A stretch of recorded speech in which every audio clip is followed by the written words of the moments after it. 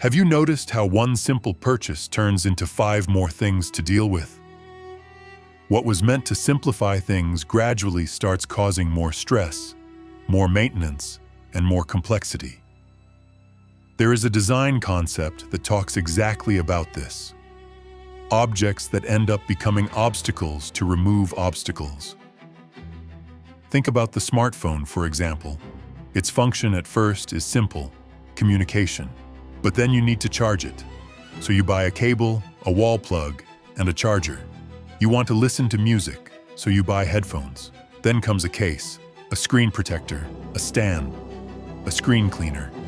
Before you know it, a small ecosystem of things exists around a single object. Now imagine this multiplied by everything you own.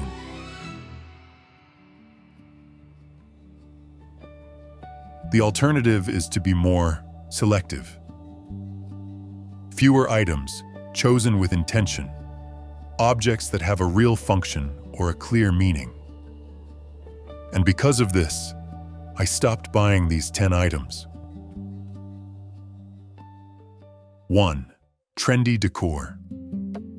Trendy decor usually seems like a good idea the moment it pops up. We see an image, a well-put-together room, and we get the feeling that this is missing in our home.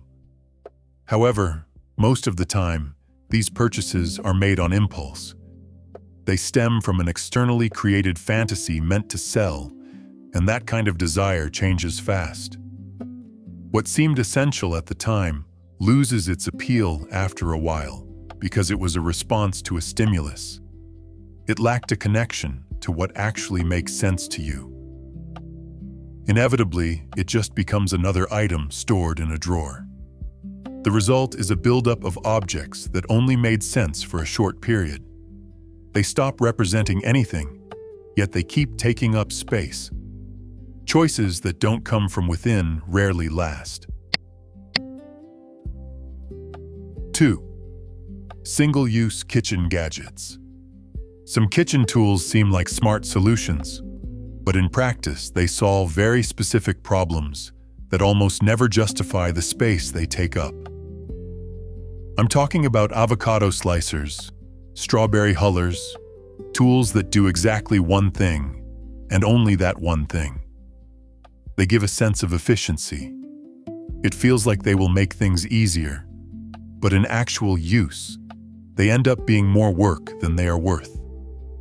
Besides, they usually spend most of their time sitting in a drawer. You have to find them, use them, wash several different parts, and put them away.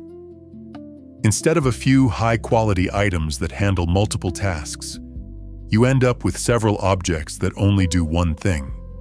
It's an unjustified complexity. Stopping buying these things creates a kitchen with flow. A kitchen with fewer high-quality items makes cooking more enjoyable and cleaning much faster. 3. Fast fashion. Fast fashion clothes are made to have a short lifespan, both physically and aesthetically. They follow fast-changing trends, so what looks current today starts looking outdated very soon. This creates a cycle. People buy because they feel the need to refresh their wardrobe. They wear the clothes for a short period. Then they lose interest because the items stop feeling relevant. And the cycle starts all over again. The closet gets full, but there is a constant feeling of never having enough. Something is always missing. Stopping buying fast fashion is a way to break this cycle. Having fewer pieces that work well together solves more problems than a large volume of clothes that don't match. 4. Excessive skincare and beauty products. The beauty industry operates by creating insecurities and then selling the solution. This creates a constant search for the next product. This search is driven by the feeling that something is still missing, rather than a real need. The result is an accumulation of things, bottles, steps, and increasingly long routines.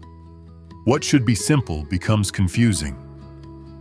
Drawers and bathroom cabinets get full, and you often don't even use half of what you own. Products expire, take up space, and lose their usefulness. A simpler routine works better. A few products, chosen carefully and used consistently, tend to be more effective than a long sequence that changes all the time. Ultimately, self-care is understanding what makes sense to you and stopping the addition of things you don't need. 5. Unused subscriptions. Subscriptions seem like small expenses, but that is exactly the problem. They go unnoticed. A streaming service here, an app there, a magazine or a service you used once and forgot about. Individually, none of them seem like much, but added together, they generate a recurring cost, both financial and mental. Each subscription carries a kind of silent obligation, the feeling that you should be using it, that you are paying for something you are not enjoying. This takes up mental space. Doing a subscription audit has an immediate effect. It saves money and removes a weight you didn't even know you were carrying. Consciously choosing what we allow into our lives helps us regain our attention. 6. Excessive cleaning products. Cleaning products are one of the clearest examples of how we create complexity without realizing it. There's a product for glass, for wood, for the bathroom, for the kitchen, for stainless steel. A different one for every surface, every function, every situation. The idea is to make things easier. But in practice, this just increases the amount of things you need to own, understand, and manage. The foundation of cleaning is actually much simpler than it seems. A few well-chosen ingredients can handle most daily tasks. Instead of accumulating products, I started using a few ingredients with clear functions that solve almost everything. It becomes easier to maintain, more economical, and much more straightforward. If you really want to simplify this, I have organized this exact process into a practical guide. It shows how to clean the entire house using just a few simple ingredients, with straightforward recipes you can apply every day. 7. Souvenirs and keepsakes. Souvenirs seem like a way to hold on to an experience, but in practice, they don't always fulfill that role. A keychain, a fridge magnet, a t-shirt with a city's name on it. At the time, it makes sense to bring something back. It gives you the feeling of taking a piece of the trip with you. The problem starts when this becomes a habit without much thought. Gradually, these objects accumulate. I have been there myself, for example. On a trip to Mexico, I was fascinated by the culture and the crafts. I bought so much that I needed an extra suitcase just to bring it all back. When I got home, I realized the excess. What felt meaningful there became just more things, sitting untouched to this day. Bringing back a keepsake from a special trip is normal, but without careful selection, it loses its meaning. Fewer items, chosen with more intention, tend to better preserve what that experience really was. 8. Just-in-case items. Items bought just in case seem like rational decisions, but in practice, they almost always stem from anxiety.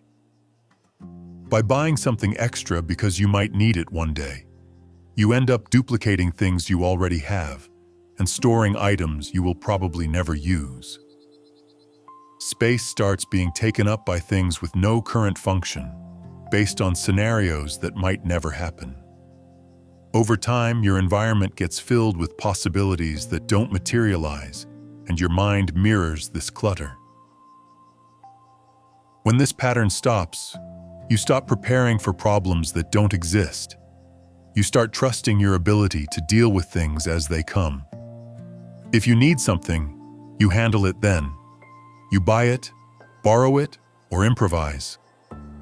This reduces not only the physical excess, but also the constant need to predict everything. 9. Ultra-processed convenience food. Ultra-processed food seems like a practical solution, but it usually has a direct effect on how you feel throughout the day. It solves the short term. It is fast, easy, and accessible. But later comes the energy crash, the lack of focus, and that feeling of constant tiredness. The choice is made with convenience in mind, but the effect shows up in your mental clarity and energy levels. Gradually, this becomes a pattern. A simple point made a difference. I don't buy it because when this type of food isn't in the house, I practically don't eat it. But when it is available, you end up consuming it. And it is noticeable when the foundation of your diet shifts to something healthier. You experience more stable energy, more willingness, strength, and more clarity.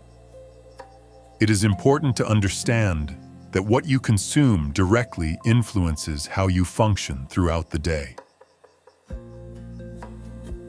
10.